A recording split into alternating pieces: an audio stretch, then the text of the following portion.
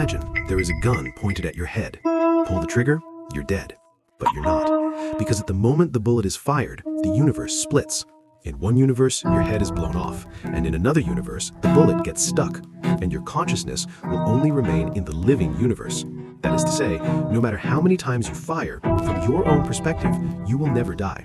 This is not a science fiction movie. This is a conclusion calculated by physicists using math. It has a name, called Quantum Immortality. But don't be happy yet, because the truly terrifying part of this theory is not that you won't die, but you will be trapped in a universe that is getting more and more broken, living and aging, and always awake and never reach the end. To understand this theory, why it makes physicists restless, we need to clarify one thing first. The world in front of you may be fake. Quantum mechanics tells us that particles in the microscopic world are not like cups on your desk. A cup on the table is on the table, but an electron can appear in two places simultaneously. It's not on the left, nor on the right. It is in both positions simultaneously. This is called superposition state. It sounds crazy, right? What's even crazier is that when you look at it, it becomes quiet, but when you don't look, it runs around.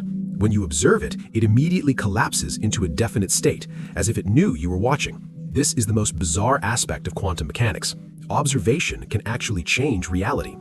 For decades, physicists have used a theory called the Copenhagen interpretation to explain this phenomenon. Simply put, before being observed, are in a superposition of multiple possibilities.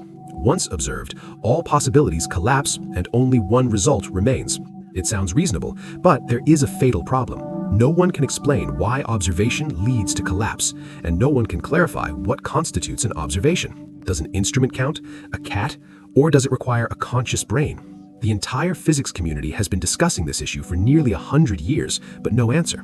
Until 1957, a 26-year-old Princeton doctoral student stood up. His name was Hugh Everett III.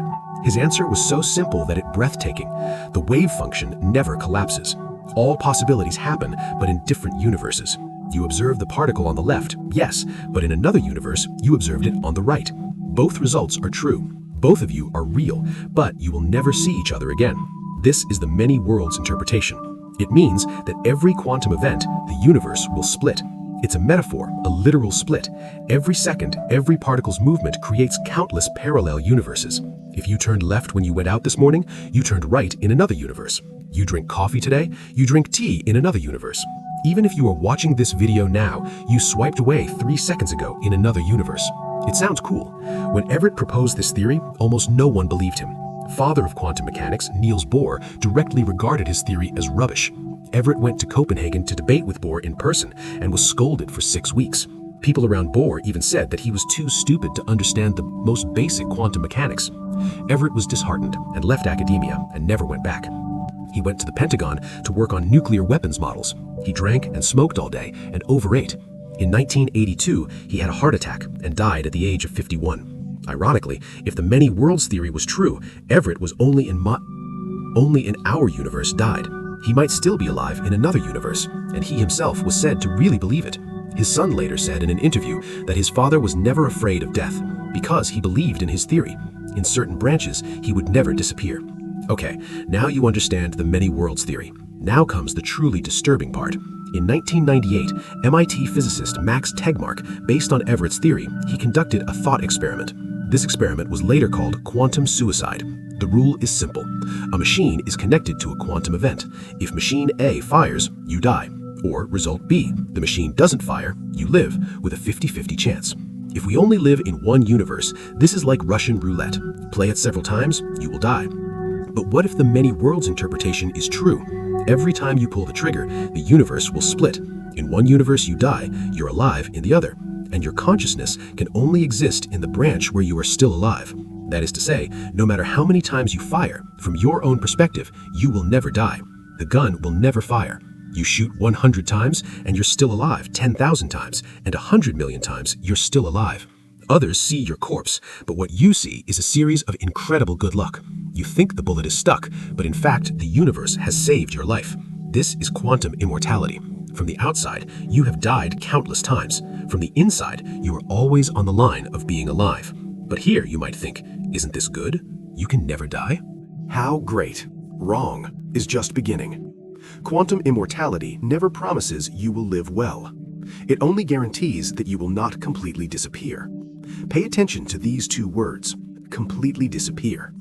It doesn't care if you are healthy, or whether you are conscious, or have a complete memory and personality. It only needs your brain and can maintain a minimal level of consciousness. Even if you are paralyzed in bed, even if you can't recognize your own children, or even if you are full of tubes, as long as there is a trace of neural activity, you are alive. You are trapped in that branch. Some philosophers say that this is not immortality, but a probabilistic cage. You won't stay young forever. You will be in an increasingly impossible universe, aging, more and more broken, and more lonely. Because your family, friends, and lovers don't have the protection of quantum immortality.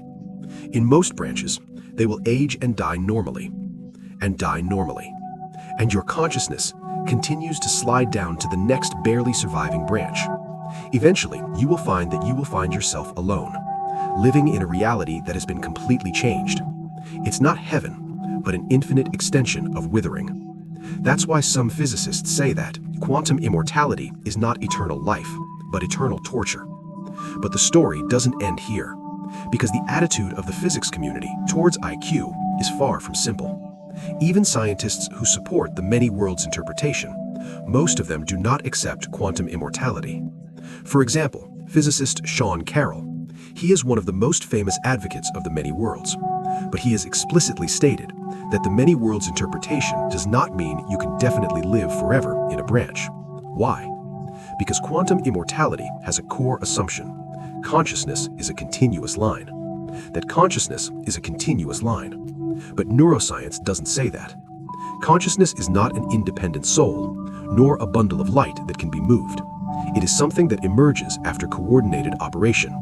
That emerges. If you damage these neurons, your personality will change. If you damage more memories, and it will disappear. If you continue to damage, you won't even know who you are. If consciousness is inseparable from the brain, then jumping to another branch, this statement is biologically untenable. Moreover, real death is not as simple as thought experiments. Quantum suicide is set to either shot or no shot, black and white. But real death is a process. Cells are deprived of oxygen, organs fail, nerves lose function bit by bit. Consciousness gradually becomes dim and blurry, and finally goes out completely. In this slow process, at which node in the universe does the universe split? At the moment your heart stops beating? Or at the moment the last neuron shuts down? There is no answer to this question. Because to answer it, you have to answer another bigger question first. What exactly is consciousness? And this question, human beings have not yet solved it. So the biggest problem with quantum immortality is that it borrows the authority of quantum mechanics, but secretly inserts that physics has never proven. The assumption of consciousness that can persist between branches, which physics has never taken. There is one last point. Quantum immortality is scientifically unprovable. What does this mean? From the outside, you cannot verify it, because others will only see you died in a certain universe. From the inside, you cannot prove it either, because every time you survive can be explained as a coincidence, a theory that cannot be confirmed nor can be refuted. Strictly speaking, it is not scientific. It's more like a mirror. This mirror does not reflect the truth of the universe, but the deepest fears and desires of humanity.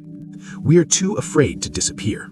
We are willing to believe any loophole as long as it allows consciousness not to end.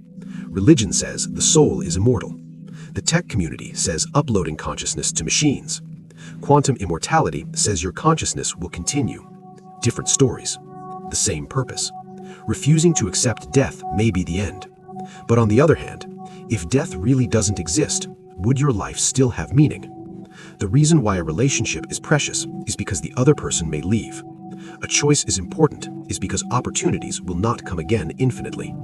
The reason why we care about the present is because this moment will eventually pass. If there is no end, if you always have another branch to escape, would courage still be courage, and love still love? Perhaps this is the biggest reversal of quantum immortality. At first, it seemed like a rebellion against death, but in the end, it makes us realize that death may be the meaning of life. Not because the end is good, but because the existence of the end that makes every second in the middle irreplaceable. What quantum immortality tells us is maybe it's not that you won't die, but that you don't even know what it means to live.